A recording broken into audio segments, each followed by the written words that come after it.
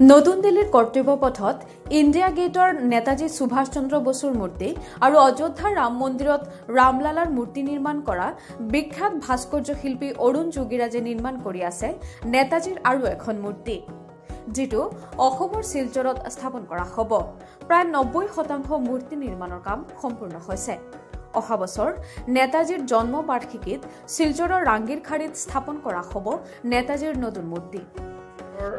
আমাৰ নেতাজী ষ্টেচু ৰিইনষ্টলেশ্যনৰ কাৰণত আমি 2023 জানুৱাৰী মাহত আমি এটা নতুন সংস্থাৰ নাম দিছোঁ নেতাজী শিলচৰ নেতাজী মূৰ্তি নৱনিৰ্মাণ আৰু স্থাপনা কমিটি। সেইটো কমিটি আজিলৈকে নেতাজী ষ্টেচু ৰিইনষ্টলেশ্যনৰ কাৰণে কাম কৰি আছে আৰু এতিয়া আমাৰ বোথ ছাইডৰ ড্ৰেইনটো কমপ্লিট হৈছে। আমাৰ ৰটাৰী যিটো আছে নেতাজী ষ্টেচু, এই ৰটাৰীটো আমি মানে ডিছমেণ্টেল কৰিম। তো আমাৰ অহা 29 তাৰিখে 29 ডিচেম্বৰ ছানডে আমি প্ৰগ্ৰামটো কৰিম 12 বজাত, দুপৰীয়া 12 বজাত। মই আহ্বান কৰিছোঁ আপোনাৰ জৰিয়তে ৰাজ্যবাসীক যে আপোনালোকে আহক, নেতাজীৰ ভূমি পূজনত আপোনালোকে যোগদান কৰক।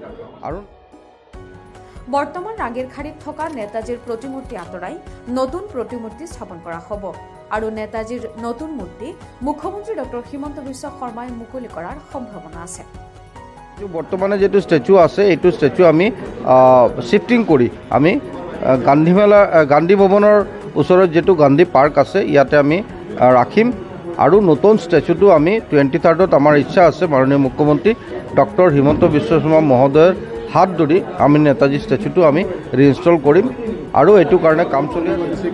মূৰ্তি আপোনালোকে শুনি ভাল পাব যে আমাৰ অৰুণ যোগীৰাজ ইতিমধ্যে মানে বিখ্যাত অৰুণ যোগীৰাজে আমাৰ প্ৰধানমন্ত্ৰী নৰেন্দ্ৰ মোদী ডাঙৰীয়াত আহ্বানত নেতাজী ষ্টেচুটো বনালে ইণ্ডিয়া গেটত আৰু আমাৰ ৰাম মন্দিৰতো তেওঁ কাম কৰিলে। সেই অৰুণ যোগীৰাজে আমাৰ নেতাজী ষ্টেচুটো বনাই আছে আৰু মই আশা ৰাখোঁ, মই তেওঁকো আহ্বান কৰিছোঁ যে যেদিনাখন নেতাজী ষ্টেচু মানে হ'ব ইনষ্টল হ'ব মাননীয় মুখ্যমন্ত্ৰীৰ হাতত, তেওঁ যাতে উপস্থিত থাকে।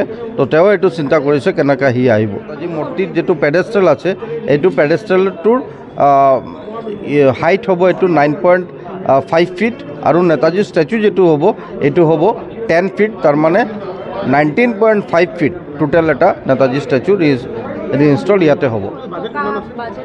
চাওক, মানে নেতাজী ষ্টেচু যিটো এইটো নেতাজী ষ্টেচুৰ কাৰণে সি মানে ব্যৱসায়ৰ কাৰণে এইটো কৰা নাই, সি মানে নেতাজী ষ্টেচুটো কেনেকৈ আমি কৰিব পাৰোঁ সেইটো আশা লৈ কৰি আছে।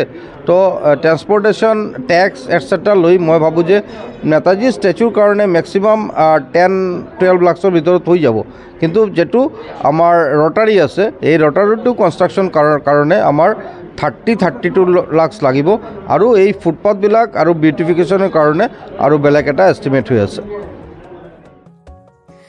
নেতাজী মূৰ্তি নৱনিৰ্মাণ আৰু স্থাপনা কমিটিৰ উদ্যোগত শিলচৰৰ ৰাংগিৰখাৰী পইণ্টত আটকধুনীয়া ৰটাৰী নিৰ্মাণ কৰি নেতাজী সুভাষ চন্দ্ৰ বসুৰ নতুন পূৰ্ণ দৈৰ্ঘ্যৰ প্ৰতিমূৰ্তি স্থাপন কৰা হ'ব। মুঠ খৰচ হ'ব প্ৰায় 70 লাখ টকা।